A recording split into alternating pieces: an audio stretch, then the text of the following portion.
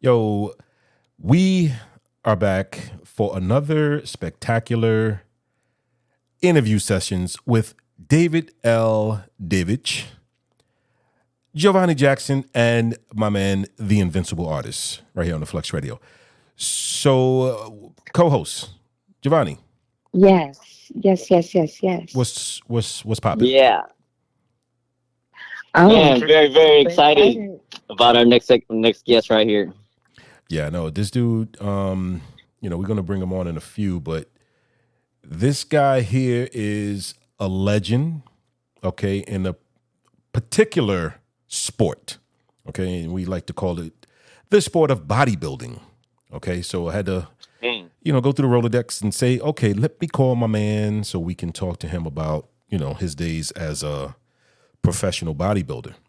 So those that are interested in working out, in the golden age, the golden era of bodybuilding, we have a treat for you. He was actually in a movie called Pumpin' Iron with Arnie Schwarzenegger back in the day when Arnold was Wow. the man. So we're definitely going to bring him in a few minutes. But anyway, in the meantime, and in between time, what's popping? What else is going on? Ooh. It's very exciting, David, man. Especially with your fitness program coming up, it all lines right up, man. Very exciting. Yeah, because one thing that is Yes. of extreme importance is our health. I mean, without our health, we are nothing. Yeah. And for my Spanish-speaking folks, we are nada. So so definitely, man, fitness is and Yeah, health as well. definitely because we got to shout him out and all the dudes that were doing it back in the day before there was a gym on every corner. Right. Because now, you walk down the block, you'll see a gym here, gym there, gym over there, but these guys, from those days, man, back in the, the 60s, the 70s, they were, lifting weights and transforming their bodies to people used to call it weird and all kind of, names. They used to call them names, because they said, Wow. because they didn't think that a person's body should look like that. However, I always wanted to be a bodybuilder. When I was younger, I was attracted to it. I used to buy all the muscle and fitness magazines, which I used to see him in. I used to buy the Flex magazines, since I was a kid. I mean, since I was probably, I want to say maybe 10, 11, 12, somewhere around there. Wow. So I mean, I followed bodybuilding, from back in those days in the late 70s, early 80s, and from then until now. I mean, things have So changed. you've always been into fitness, then, I've ever since a always, kid. because it started off with sports. Growing up in New York, what we did mostly before, we didn't have any cell phones, we didn't have any, Right. we barely could Yeah. use the house phone. We went outside. Yeah, parents didn't Yeah. let us use the house Didn't phone. you used to be a bodybuilder? I mean, I worked out. I wouldn't call it that, but I worked out a lot. I used to work out twice a day. I mean, I was kind of big, but I wasn't, big like these guys. Of course, all natural. Oh, okay. No, steroids and stuff like that. But it was like, so for me, it was a cross between bodybuilding and martial arts. Like I started. I was gonna say I seen that spectacular picture with the martial artist. So tell us a little bit about that. Well, martial arts. I mean, of all, just like most of us were back in those days.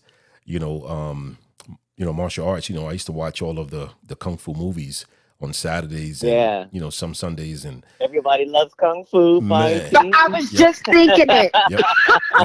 So Crazy, I was thinking in my head and said it. yeah. So Who's your in New master? York, and the funny thing in New York, we had there was 42nd Street Times Square. There was so many movie theaters that showed the kung fu movies back in those days. So we used to just go. I mean, you can pay one price and sit there all day and just watch kung fu movies. Back in those Cool. days. Like you Kung know? Fu Theater. Yeah. That was me and Daddy's favorite. Kung Yeah, Fu Black Theater on Curtain. Yeah. Sunday. Yep. So Mhm. so with me, martial arts started off. When I was a kid, I took karate when I was young. Probably when I was about maybe 12, at this center called Wow. BCL in Corona, Queens, New York. So they gave classes there. So we took it, there, me, my brother, and, some of the neighborhood friends, that we knew, amongst other people, of course. But then when I turned 15, I had a job in Manhattan, and I was interested in Kung Fu, right? So to me, karate was just a lot of kicking and scratching and screaming and stuff. Not to diss, karate or taekwondo, Right. but for me, Kung Fu, like the style that I took, back then, it was 27 Kung Fu styles made into one style. So basically, Wow. it was Really? like, yeah. So, and we learned from this, the Sifu's name was Master Alan Lee, and I'm gonna tell you how small, how small this world is, right? So years later, I moved to Georgia, and I wanted to pick up, I'm not home anymore, but I wanted to, pick up learning because it's been, almost 40 years, right?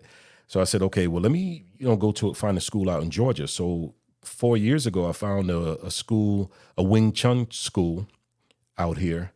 And one of the guys that I got real cool with, he's from Brooklyn, right? So he's like me, born in Brooklyn. He was raised in Brooklyn. I was raised in Queens, but, same hometown. So he and I got to talking, and it turns out that he and I went to the same martial arts school in Manhattan, that same school I just told you Oh about. wow. So that was crazy. I mean, it was like really nuts. Like, man, small world, And Yes, this world is so small. yeah, he went there a few years after me because he's younger than I am. I think he's about 3-4 years younger than me, but still, So we just missed each other because I guess when I left the school, he started attending. Yeah, so it was either it was bodybuilding, martial arts, anything sports related, besides golf. I was interested Yep. in playing or getting to know, or and like I said, I wanted to be a professional baseball player. It's like if I could have did everything, I would have done everything. Really? Yeah. Yep. Wow. Yeah, I was really good in baseball. When I was a kid, I used to be on the little league teams, and I won MVP every year. Just about Oh every year. wow. What? Yeah. So yeah. You can just do it all. Well, I mean, that was then. Yeah. That was then. Yeah.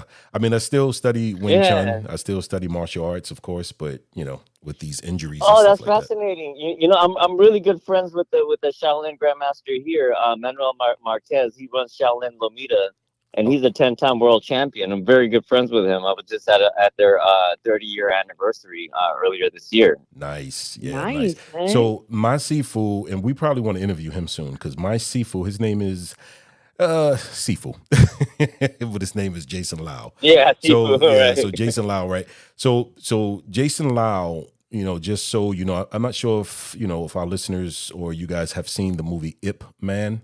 It's on. Of course, man. Yeah. One of my favorites. Yeah. Yeah, that's my favorite series. Yeah. So Ip Man, well, my Sifu's Sifu, him and Ip Man were brothers. They were martial arts brothers. Oh wow, that's amazing. Now that's really cool. So it's like, the lineage, is related, of course. Yeah, Ip And, Man was one of Bruce Lee's teachers. Yeah. Mm-hmm. Yep. So yeah. So the technique though, like who came up with that technique or that style? That was shall I a say? female. It was a female That's what I thought. who came up with that technique, who actually, and it was named after her first student. So her name was Ing Mui, was the one who created, Wing Chun. But then she taught her student, whose name was Wing Chun. So she taught her, and then she named it after her. Okay, this was, in 1600 something. You know what? Mm-hmm. This is kind of interesting, and I don't know if it's related to one another, but there is, you said Wing Chun. Yeah. Mm-hmm. Okay, so there's like Wing Chun dumplings in the grocery store, and there's also an Asian Wing Chun dumpling sauce. I wonder if they could, affiliated. What, just like people do, they name things after things, so that could be it, but not that I know of it being any, relation, but yeah. Hey, have you guys ever heard of that movie, Birth of a Legend? Birth of a Legend. It sounds No. familiar. Who's Yeah, in that? it was about Bruce Lee, and it was about the infamous fight that he Oh yeah, had yeah, I saw it. Yep, with I saw it. yeah. Okay, so that's Sifu is Sifu Manuel Marquez's master. Oh, okay. Yeah, it's all closely tied in. Wow. Yeah, fascinating history. Matter of fact, Sifu Manuel is one of the first. He's probably the first American Shaolin masters that was allowed into the secret Shaolin temple out there in China. Wow. Well, I tell you what, let's take a break and we'll come back with Mike Katz. Keep it tuned right here on the Flex.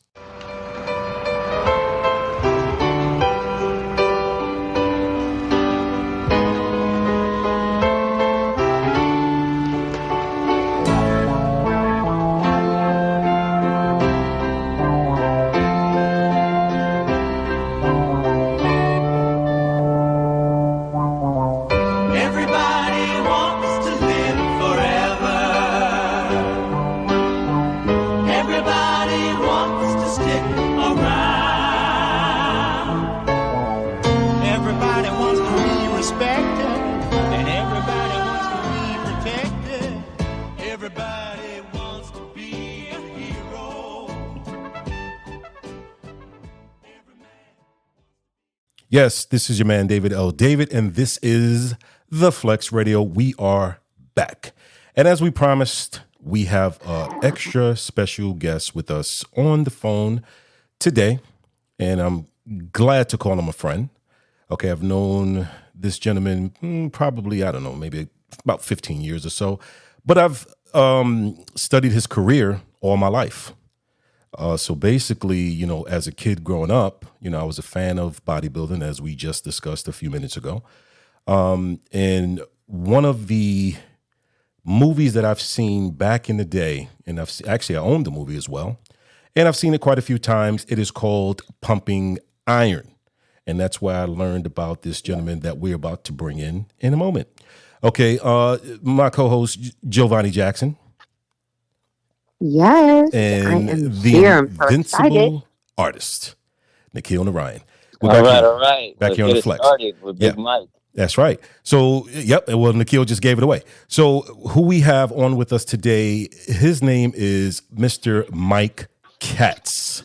That is Mr. America, Mr. Mike Katz. How you doing, Mike? Good.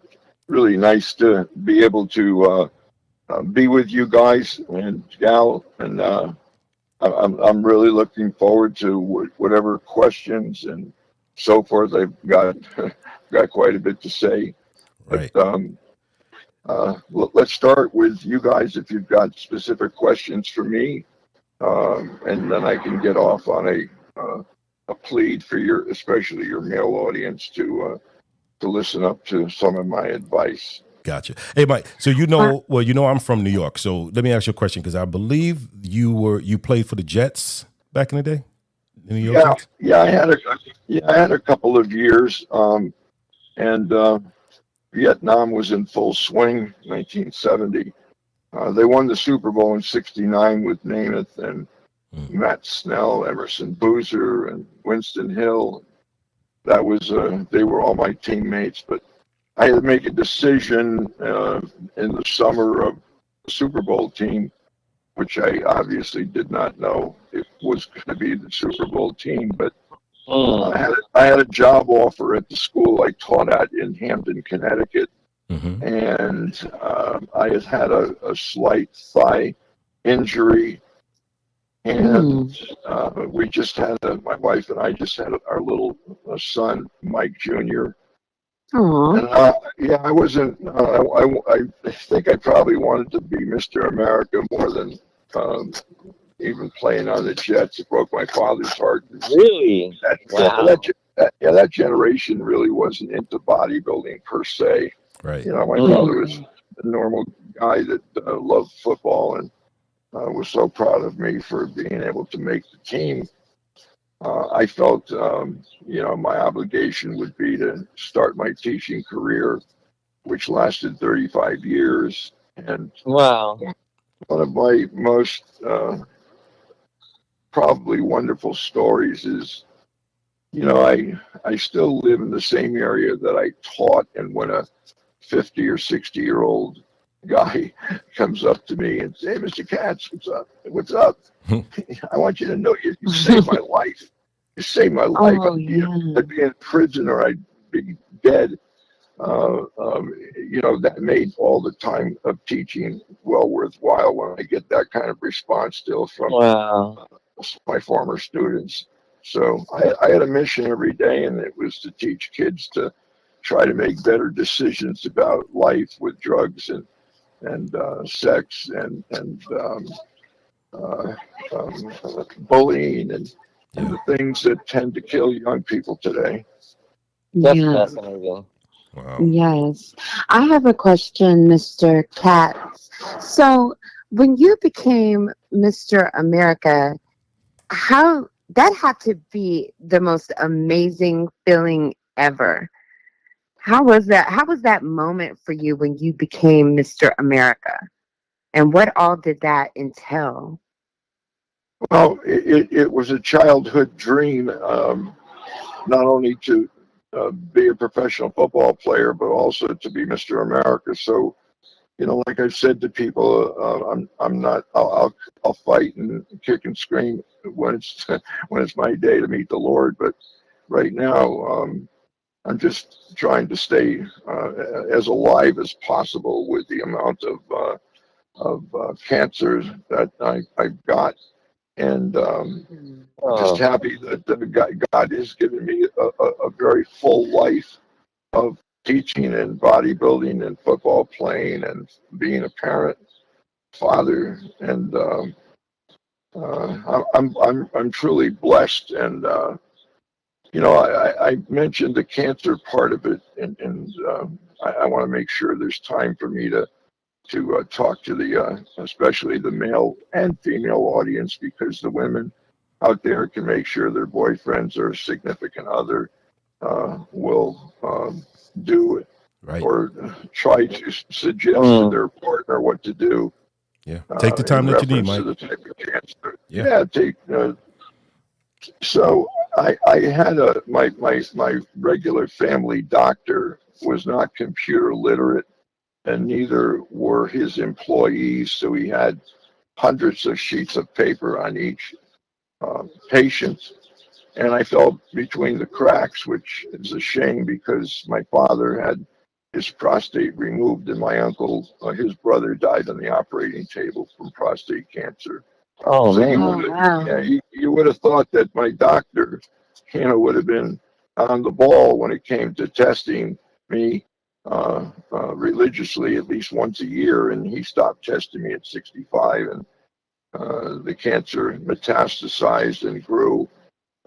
So they couldn't deal with the procedures that people have with cancer that still remained in the prostate. Now it's in my skeleton.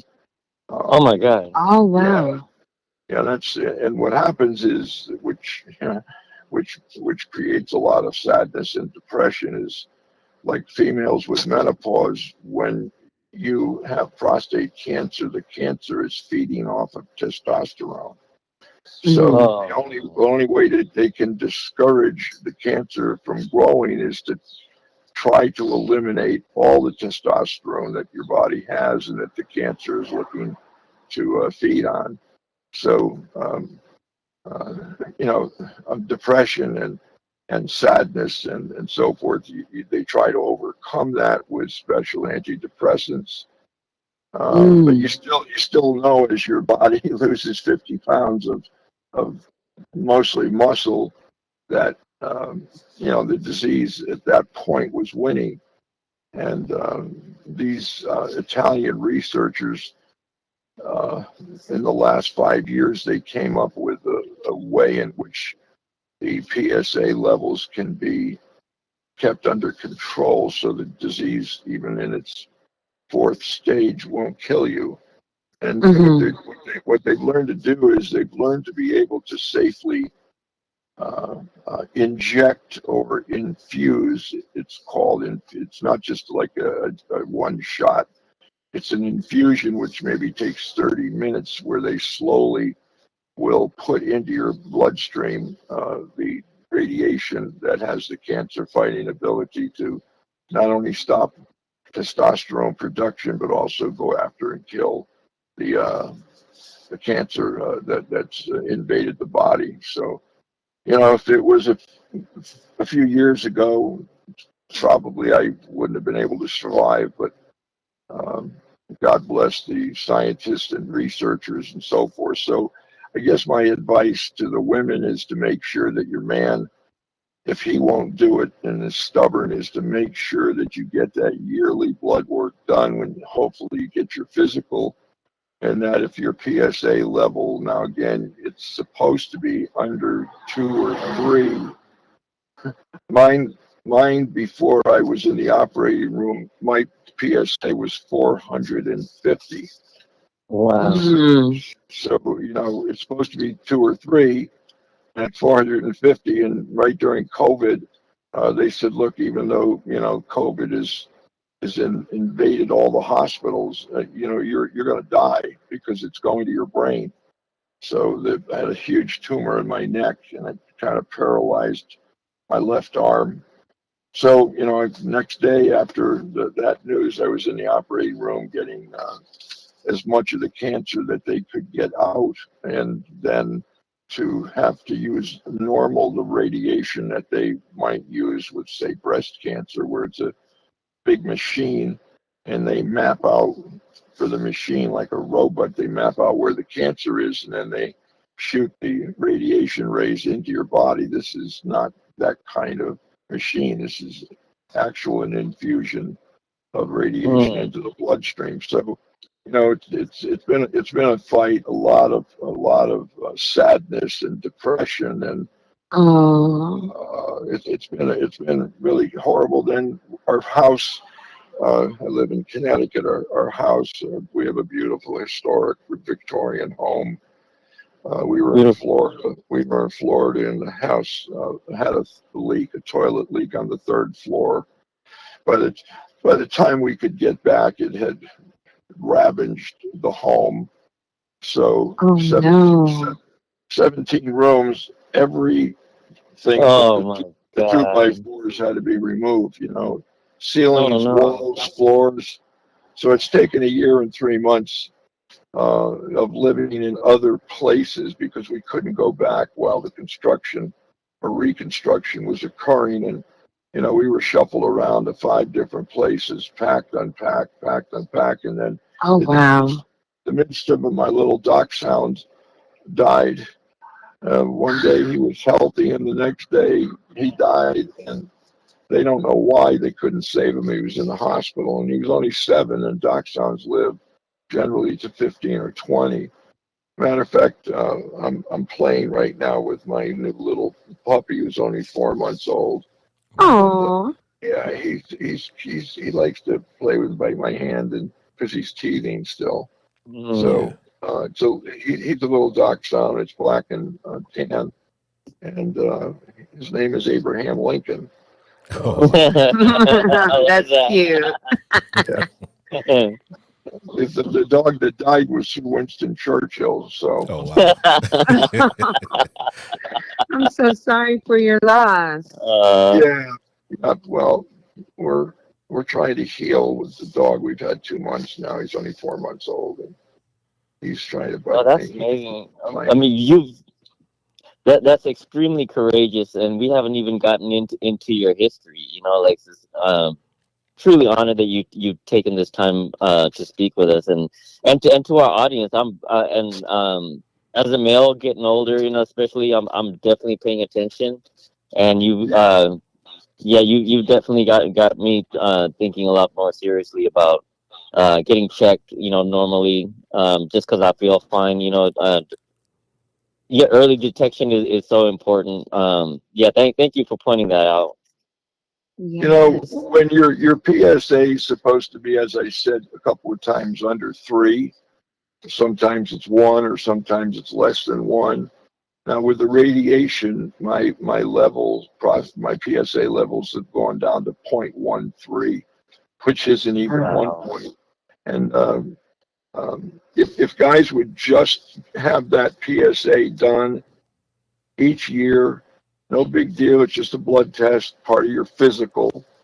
Don't let any doctor say, you're past 60, you don't need it anymore, because you've got me to tell you that that's not true. And I've suffered so much, and to me, a lot of my accomplishments have been for me, but the accomplishment of being a teacher has helped others, and the accomplishment of telling you and the audience to don't go through what I had to go through simply because you're lazy, or because maybe you don't believe in doctors or whatever, because you could talk to me, and I'm trying to hold my sadness back from the audience. Wow. So Oh. please get, and if the PSA is 2 and the following year it's 2.5, there's, even though it's only gone up 0.5%, if it went up 0.5% when it was 450, it wouldn't be much to worry about. But when it's as low as 2 or 3 and it goes up 0.5%, I'm hoping that your doctor will send you to a urologist, and you can keep your eye on the potential disease much closer.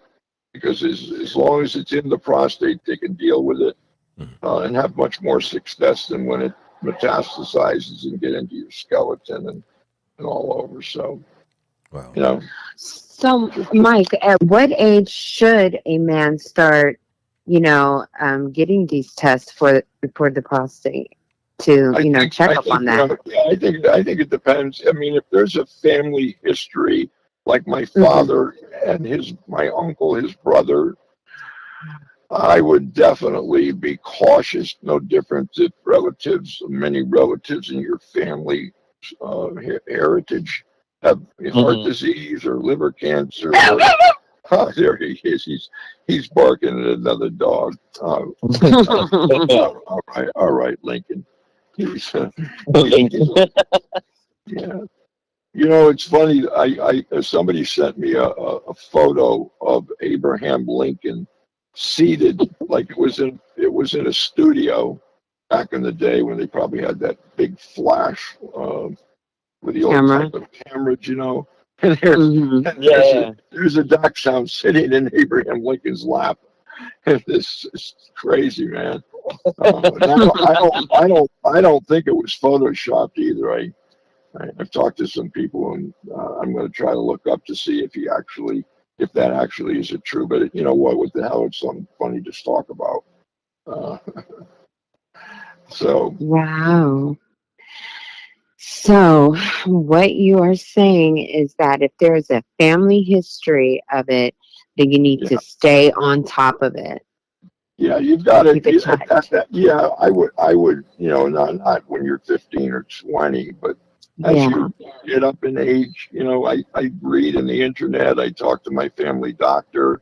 I would say probably in the 30s or 40s. But again, you're going to talk to your doctor the best age. But there's no, when they do, if you're smart enough to have a physical every year and they draw blood, all they do is check off in a box that they want a PSA level test. And, even if the doctor may say you're too young, just say, look, I want to keep track of it. I've heard about people that it wasn't their fault. It's just that their doctor did not suggest it because of their age.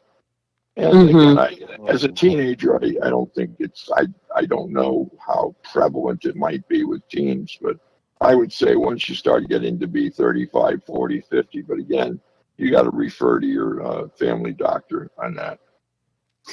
Yes. It's interesting that we're discussing this because my mother's brother, he was looking at his blood work. He was just at home. He had done his physical and he was looking at his blood work, and he noticed some changes with his red blood cells, I believe. And come to find out, he was diagnosed with prostate cancer. So he, really did, go through, it was very, very emotional for him because, that's a scary feeling You know what I mean? And you don't really know until you like educate yourself about what's going on with your Right. body. And so I remember him going through that, and he was just telling me about a lot of the different side effects from, like the radiation and all that had taken place. And, you know, it Well, was just extremely hard for him. the radiation that they did was the machine, the radiation machine, which you has like a pencil, like they tried not to hit real living tissue, but when they operated on me, they couldn't get all of the cancer, and it was in my neck, right around my esophagus. So Wow. you can imagine, what I mean. The radiation is burning. They're burning you Yeah. with that machine. I couldn't talk. I couldn't talk. I couldn't eat. Oh, I had a, a I don't know what you'd call it, almost a sunburn, a burn. They burned trying to kill the cancer that the operation couldn't get rid of, trying to burn it, and it being so close to the esophagus, you can't drink, you can't eat, you can't Oh, swallow. All you can do is cry, cry, cry, oh, cry. I'm so sorry. Yeah, I know, and I hope your audience will pay attention to this podcast. Yeah. Yes. yeah, absolutely. Very much appreciate your courage in coming on and speaking to us. And educating us about it as well. Wow. If you want to have the audience and you have questions, I know you would have questions like, when I won Mr. America, I don't know if I fully um, spoke about the joy. It was probably when I got signed by the Jets. There was a lot of happiness and satisfaction that I was good enough to play, and it wasn't for the money, and it wasn't for really any fame. It was just for me to want to know that I was good enough to play at that level. And then it was on to Mr. America and Mr. Universe, and winning my runner-up in Mr. Olympia back in the day. So, Wow. Hey, Mike, Wow. that's when the Jets played at Shea, right? yes, that was Yeah. Shea with the Mets. Yeah. The Mets Yeah. had Tom Seaver, and they won Right. the Hey, Mike, World I grew Series up with that right there. You see where the highway is at, the Grand Central Parkway. team. Oh, It would take yeah. me 2 minutes to walk to the Grand Central Parkway. That's where I lived on 112th Street, Wow. right there. Yeah, South nice, Sea Shea. nice, yeah, Yeah. yeah. Shea Stadium was, they had movable stands if the fans, Met fans or Jet fans, whoever went to Shea Stadium, and they kind of moved the seats out Wow. because they had to move. They were on big rollers, so a machine. They just pressed the button on a machine, and they got another 10,000 seats Wow. for football Wow. games. Yeah. Okay. And I think that the new field is supposed to be absolutely gorgeous. I haven't gone to City Field yet, but Yeah, it's nice. It's yeah, nice. It's just I don't know. What did it move, like 5 feet? Mike, they just moved the yeah, really, Yeah. that was good. Well, Yankee Stadium is the same. Yankee Stadium. There's still a ball field, and you see softball being played where the old Yankee Stadium was. So, Right. yeah, God Yeah. bless. Wow. Okay. Yeah. So Mike, okay. So I know I was watching something earlier. Let's talk about Ed Corney. Okay. So I know Ed Yeah, Corney, yeah. you and Ed Corney were friends, of course, back in the day. You guys were both in Pump and Iron as Yeah. well. So tell me something Yeah, about, well, tell us something about Ed Corney. we when we went to a Jew going to Baghdad, Iraq. Okay, Mhm. so that was like that was my father said, are you really going to go? And at that point in time, historically, we did have, obviously, we had political ties with Iraq. and the leadership there. But they did take my passport when they gave it back when I left. But even then, they were concerned about anybody with any Jewish heritage at all, the Iraqis, even though we had a friendship with them or military cooperation. So Ed Corney was my roommate, and he was probably considered the best poser that ever lived by most people's standards. He was very, very, very good, very nice guy, and unfortunately, and he was much older than us. He probably started 20 years after. So he came into his prime in his 40s and 50s. Wow. We were all, in our 20s and 30s. Yeah. Very, very nice guy. Very close, good friend. We were featured in the book. The book came out in 1970, Pumping Iron. Then the movie, because of the book's success, the movie came out 5 years later. But what is that? Are you saying hello to the audience? Huh? Yeah, just picture a full moon at night, and you see the silhouette of a wolf in front of the moon howling. This little 5-pound midget here, he's got his nose up in the air, and he just learned how to howl. Wow.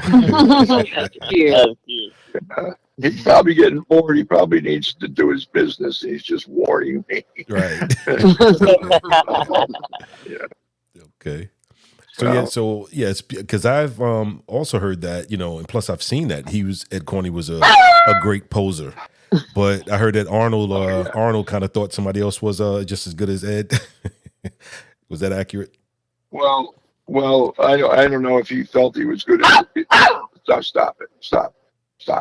I'm not sure if he was saying that he was better or as good. I never heard him say that.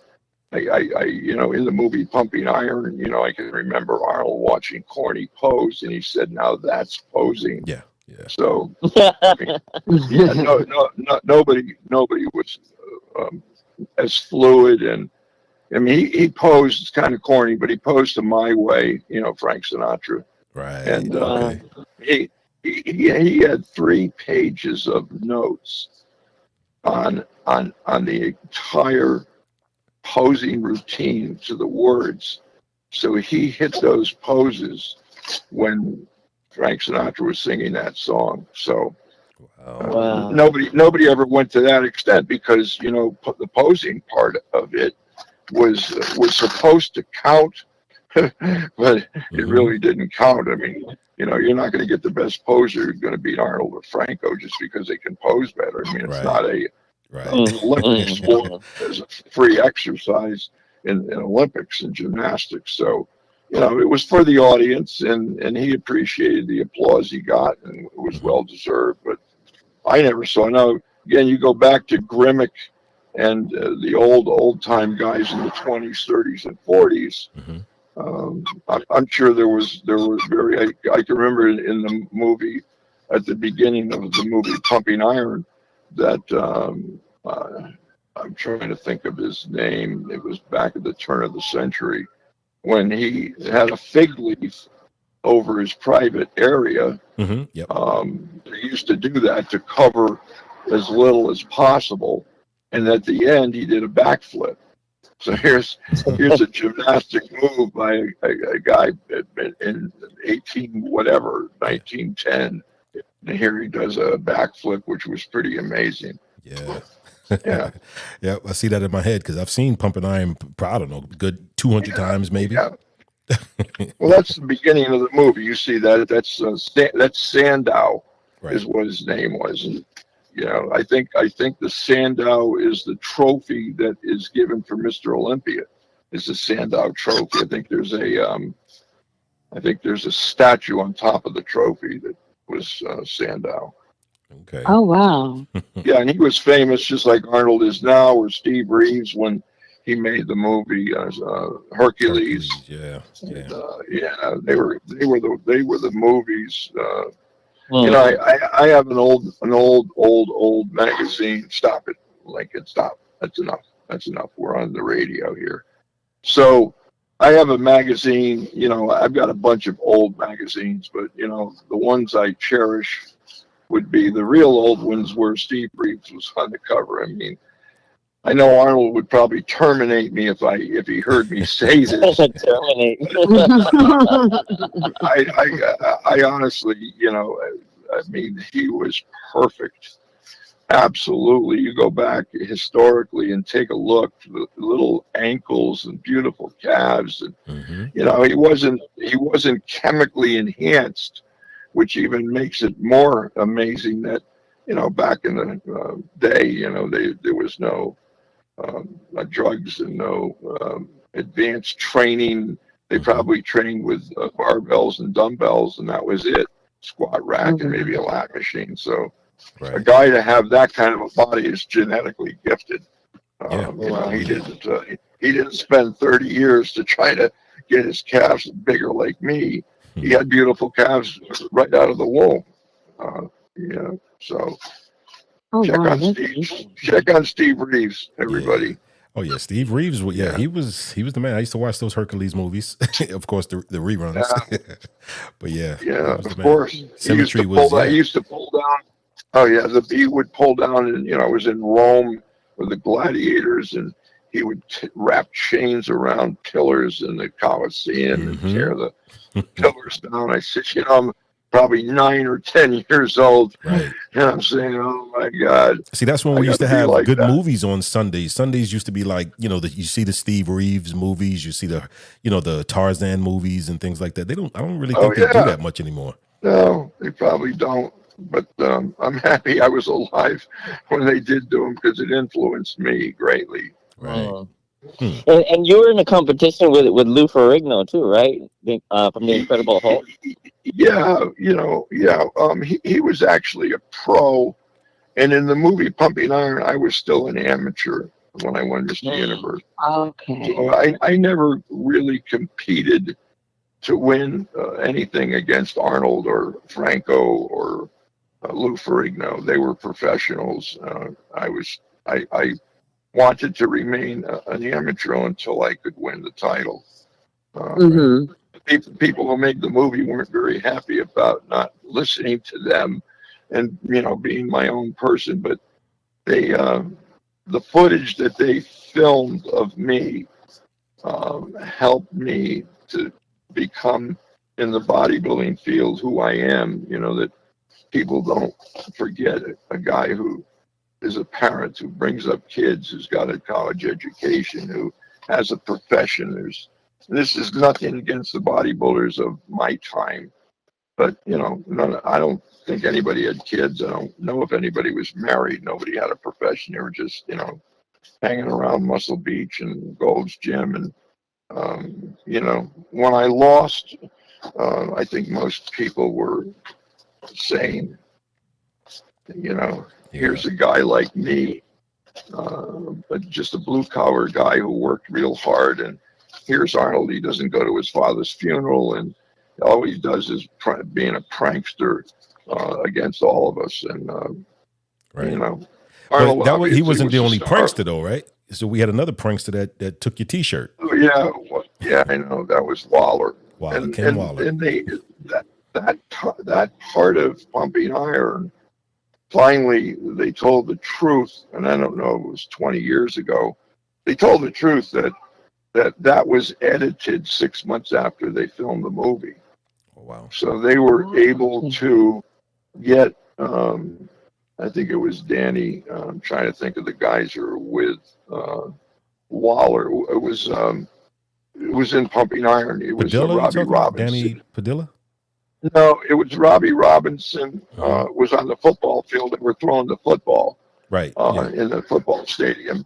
And they were talking about how he was going to screw me up and how, you know, he was going to steal something and yada, yada. So they were able to edit that into the movie as if it happened during the contest when, in fact, that part was was edited in 6 months after Wow. the contest. Yeah. That's a gem you just dropped it, So because I thought that wow, okay.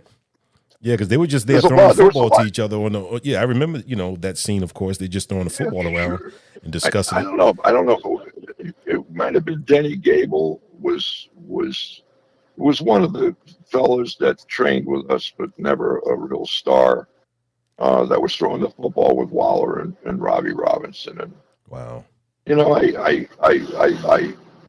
the film came out, and they would not show me until I signed my release. They would not show me the movie Hmm. because Mm. they probably knew if I saw the the illegal activity that was done to me to make kind of a fool out of me. Hmm. I believe I would have been able to crush. You play professional football, you're dealing with Ernie Ladd, who's 6'8", Hmm. 350 pounds, and you could survive a game against a defensive tackle. And I'm worried about Waller. It's Right. kind of, it would, but again, the audience, that the movie ended Waller's career. Wow. And basically my career began as a Oh, wow. recognizable star Yeah. of the movie, and people love me to this day, which Right. makes me obviously feel good because Yeah. Yeah, of course. people want Yeah. a son like me, who's not tricking people and Right. not going to his father's funeral and not causing the havoc that Arnold caused, but Wow. good guys don't always finish last. Yeah. That's right. Wow. So I see. So true. Yeah. So, hey, Mike, when's the last time you've been out to Venice, to the Gold's Gym in Venice? Of course, not the one that Arnold. Yeah, Arnold had a memorial service when Franco died, and I went to the service. It was in Santa Monica, and it wasn't far from where the Ferris wheel is on the what do you call it? The pier. Santa Monica Pier. Here. Santa Monica Pier. The restaurant that he had it in was not far from there. Wow. Mm. Hey, Mike, I know Okay. some years ago you told Yeah. me about a diner that you guys used to go to, and I think I went to go visit that diner. What was the name of that place? I'll remember it in a minute. I think it was a woman's name. Yeah. Not Patsy or Christy or Judy's, but I know there's a Norms. No, this was a fried chicken, and they had an apple pancake with cinnamon that I dream about today. I have found one place. Now we gotta find it now. Yeah, it's still there. Yeah, It's Mike, still, I'm in LA. If that name pops up, just let me know. I want to go check it out. yeah, it's only 5 minutes from LAX. Oh, okay. Okay, Yeah. 5 minutes from All right. LAX. Yeah, it's 5 minutes, and there's people who have to wait, who know the place, and they have to wait 3 hours for a flight, and they take an Uber to the diner and have what I just told you, either the apple pancake or the fried chicken or whatever. And I remember after Mr. International in Mexico, where I competed against Waller and a whole bunch, Danny Padilla and a whole bunch of the guys. This guy used to have a contest in Mexico, and we came back. I ate 3 whole apple pancakes, which were the size of a they were the size of a medium pizza. So, Oh wow. it was great. It was great. Yeah. So, Mike, but both of them right there are from California. So, I mean, I've been out there a few times, but they're from there. So You could go and Google up diners close to LAX, and I'm sure even as you're talking to me, you're good with with your cell phones. Mhm.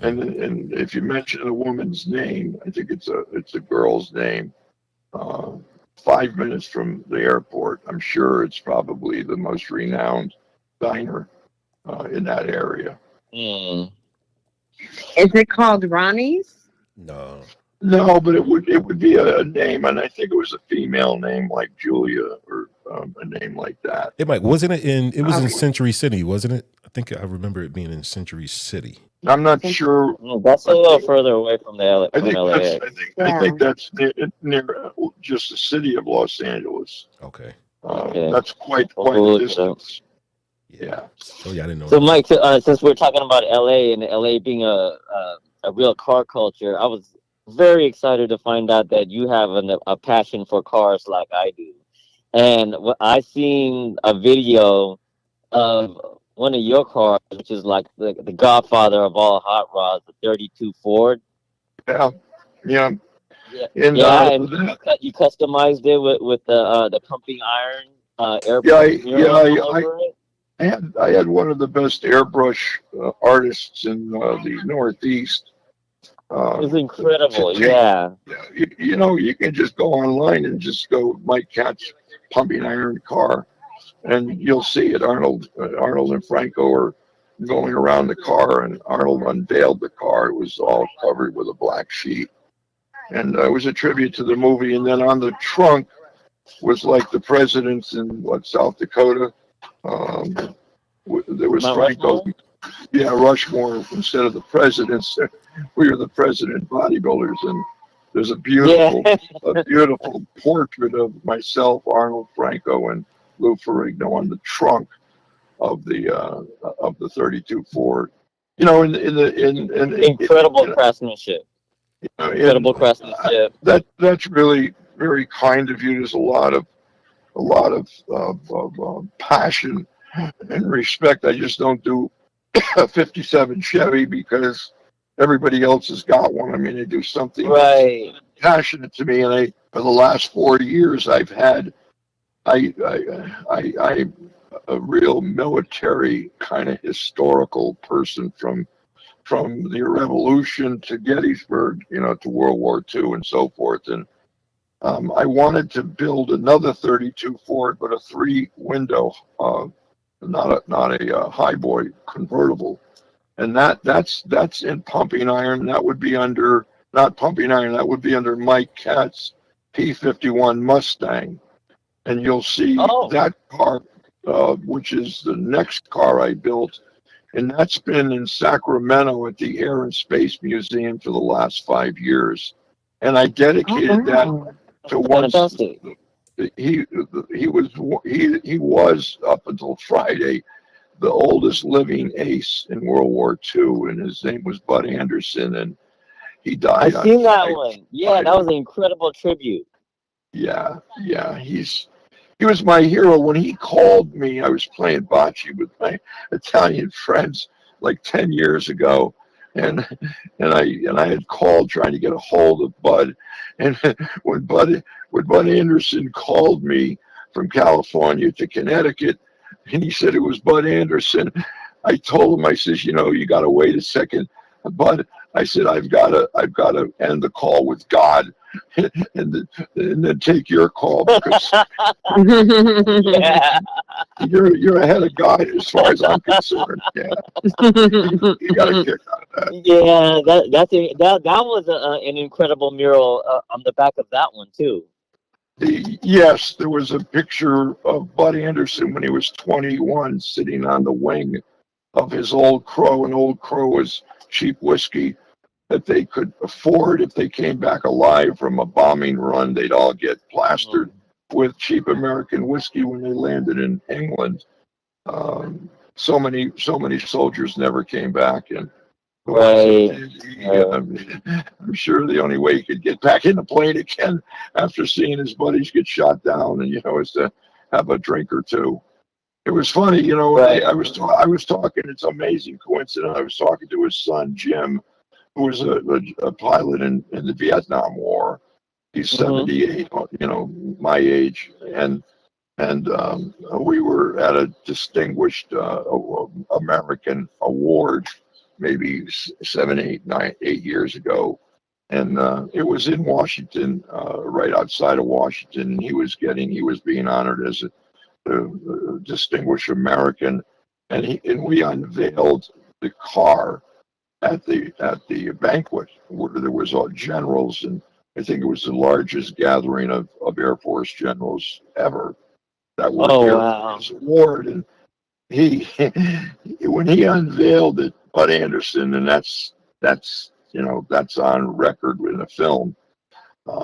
He started to cry because he Oh unveiled my it. He god. unveiled it, and the black tarp came off the trunk, and he's staring at himself as a young boy on Oh, the wing of his P-51.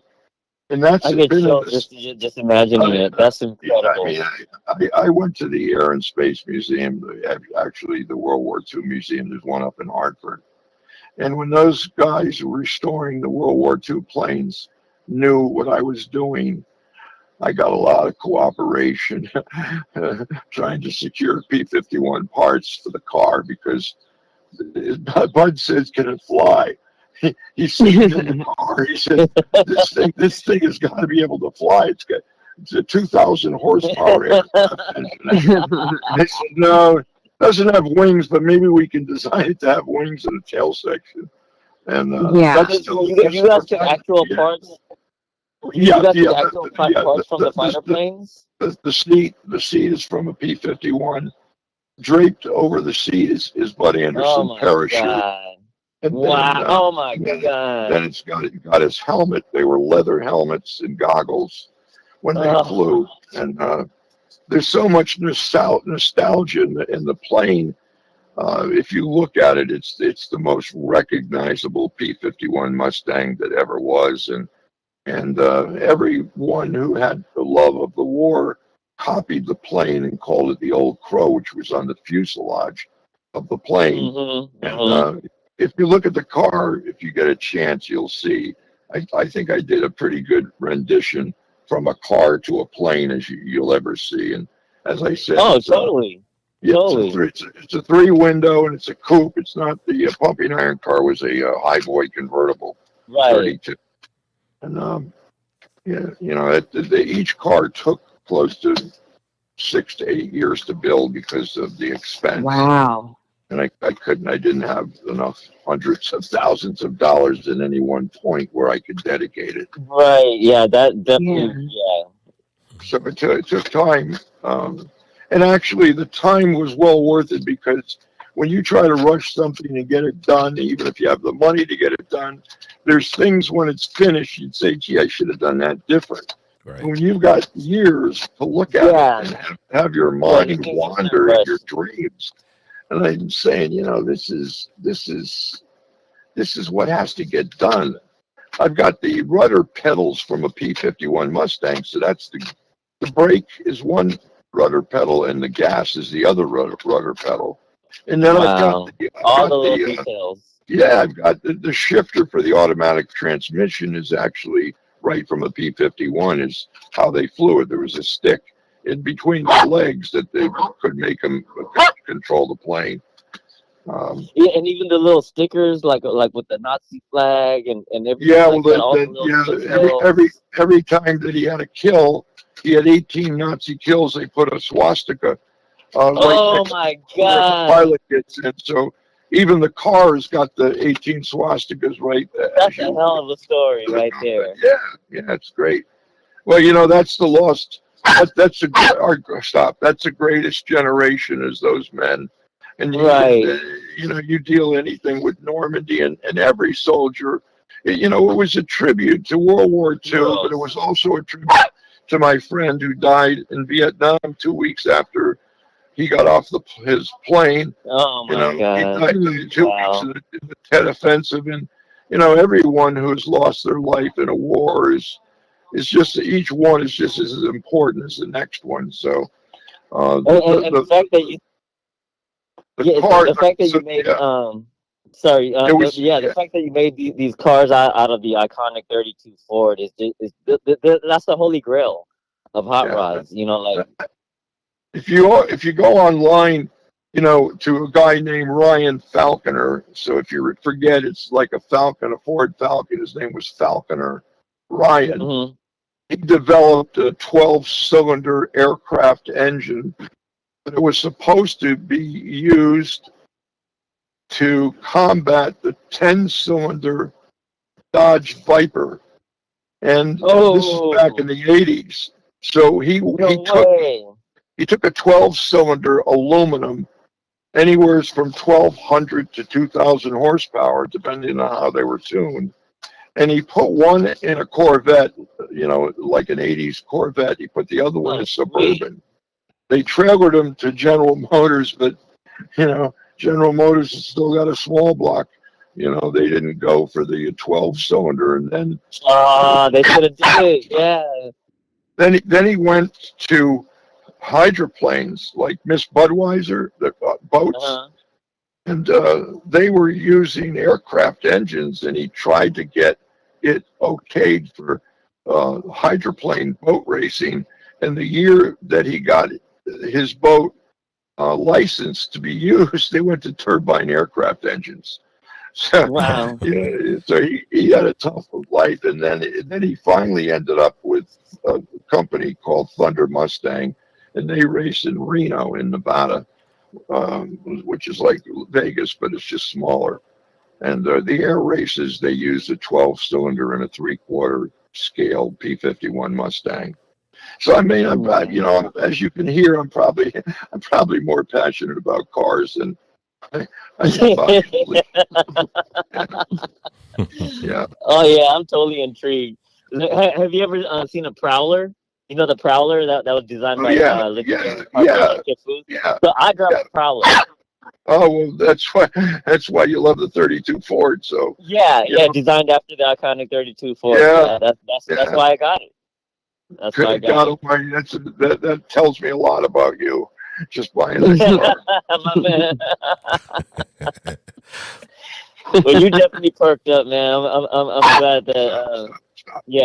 This is fascinating. Right. Hey, Mike, let me ask you a question. Before we get ready to wrap this up. So back, when you guys were training, right? Because me and the team were talking about it earlier. Now, because we know, like, you can't probably drive 3 minutes, most places without seeing a gym. But how was it back in those days when you guys were training? Like, how far in between were the gyms? Well, it was like, I trained in a dungeon in the basement of a YMCA that had literally primitive equipment, but somehow we were able to get really good. I trained so many champions from that gym with barbells, dumbbells. You had a lap machine, you had squat racks, and it wasn't fancy. And it's sort of like Rocky in the first movie when he was training with exactly. Burgess Meredith. And then he goes to like Vegas, and it's all glitter and whatever. And that was like, Gold's Gym was like, totally different. Yeah. So that little, how big was that? Because it looks so small from the outside, Mike, on Pacific Avenue. Yeah, it wasn't. I would say it was probably 5,000, 4,000 square feet. Okay. It wasn't big. Yeah. It wasn't big at all. No, stop. Wow. You're upsetting the audience. You're upsetting the audience. So, and one more question, Mike. Stop it. Okay, go ahead. Yeah, I was going to say, like, so from the bodybuilders from your era versus the bodybuilders of today, or let's say from the Jay Cutler era, what's because you see the guys are like so much bigger, and their stomachs are so they look bloated. Yeah, distended. Yeah. And as a matter of fact, anybody with a distended stomach at this point is eliminated from the contest. You have a gut like that from too much drugs. Yeah. They don't even want you. You won't even get on stage with that imperfection. Yeah, but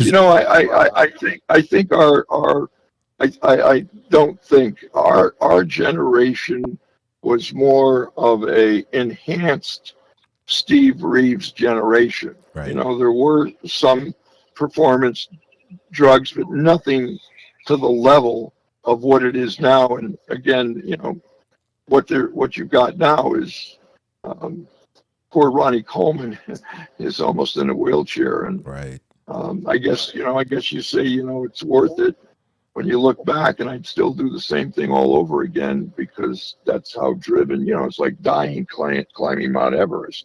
I mean, people risk their life to do that, and you shouldn't have to risk your life to bodybuild and stay healthy, and the natural bodybuilding organizations that